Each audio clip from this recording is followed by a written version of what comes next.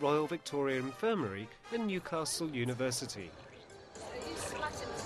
The games will be linked over the internet to your therapist, so your therapist can monitor how well you're doing, change things if you need it, and that way therapists can see more patients but still deliver really effective therapy. The simplest ideas have the ability to transform millions of lives. These are self-adjusting specs. A fluid is injected into a gap between the double-glazed lenses. Then you can tighten or widen them to vary the focus. The glasses can also be distributed by people without any special training needed. Silver's Centre for Vision in the developing world estimates that 1 billion people could benefit from this sort of corrective eyeglasses. For many, that means being given the ability of being able to work and feed their families.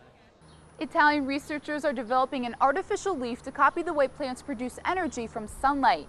If they succeed, the device could deliver limitless green energy. This is the ultimate green energy. Photosynthesis is nature's way of turning sunlight into fuel for growth. So, if plants can produce hydrogen from the sun, why not copy nature to produce green energy? Researchers from the Politecnico of Turin are testing an artificial leaf device to produce hydrogen from solar radiation and water.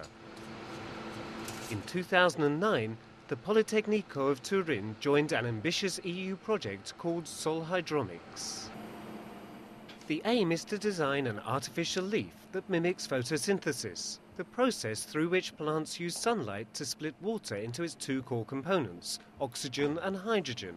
If successful, it could produce unlimited clean renewable energy. I have a motto about this project, and the motto is, if the leaf can do it, we can do it, and we can even do it better.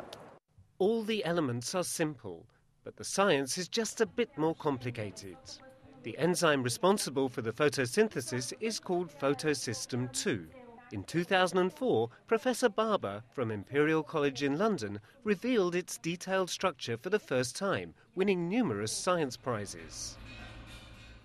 As visiting professor to the Politecnico in 2009, he founded the Biosolar Lab in Alessandria, 100 kilometers from Turin. Here, the researchers are using Barber's research to understand better how photosystem II functions in plants. But nature's way is highly complex and difficult to mimic. Researchers work mainly on tobacco and pea plants that grow quickly and have good foliage. The green pigment in leaves comes from chlorophyll, the molecule that is critical to photosynthesis, channeling the sunlight into chemical energy. One of the biggest challenges facing the team is finding an efficient catalyst that doesn't need additional power input to split water into its component parts. So far, the catalyst remains elusive, but Professor Barber reckons the science will crack the problem within 10 years. Barber was recently elected president of the International Society of Photosynthesis Research. Scientists all over the world are working to crack the code of artificial photosynthesis. New Scientist magazine includes it among the 50 innovations that will change our lives. Pet photography is a booming trade in Toronto with no less than 30 full-time snappers in the city. Cats, dogs, and even snakes are immortalized in works of animal art for their devoted owners. Say cheese, or should that be sausages? A Great Pyrenees puppy poses for the camera. This is Marcia Leader, one of Toronto's most popular pet photographers. When she hears about a litter of newborn puppies, she's there in a heartbeat. There we go. Leader is creating a puppy calendar, and she's travelled to Brantford, Ontario, an hour from Toronto, to snap photos of this fluffy litter. The puppy stage is such a short time. They grow so fast, and these dogs get really big, so it's amazing just to be able to look back at how tiny they were. Leader's photos will be timeless mementos for breeder Sandy Diamond. She has bred Great Pyrenees pups for 18 years and plans to post the photos on her website to let friends and people around the world know about the latest litter. All 6 of these puppies will soon be off to loving homes. But before they settle in with their new families, it's a chance for Lida to take some unforgettable shots. Even for dedicated, hard-working photographers like Lida, the puppies are irresistible. In fact, she claims playing with puppies is the best part of her job. For hundreds of years, Great Pyrenees were bred to guard sheep and fortresses in the Pyrenees Mountains between France and Spain. The puppies start out small, but they'll eventually grow up to be 115 pounds with a thick white fur coat and gentle nature. Their breeder, Sandy Diamond, is looking forward to seeing how the photos turn out.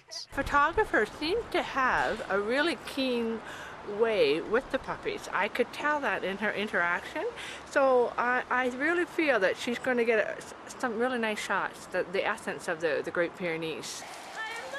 Back in Toronto, as many as 30% of Canadian households own a dog and spend $770 a year on their pets. There are more than 30 professional pet photographers advertising their services on the internet in Toronto.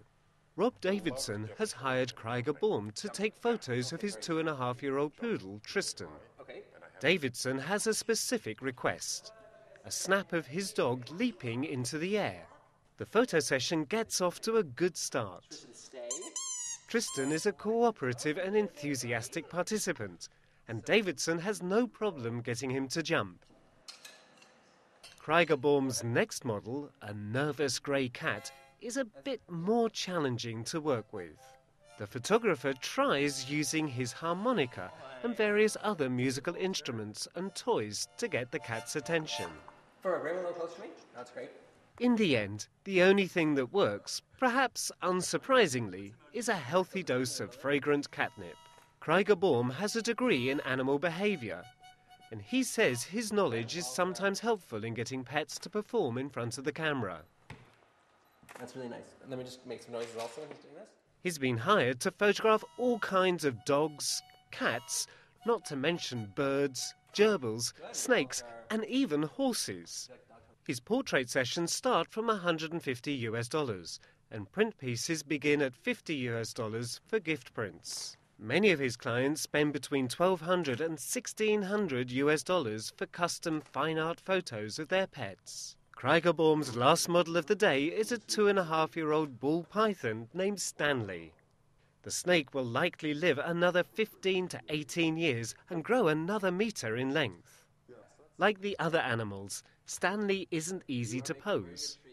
But when he's lined up just right, the end results are striking.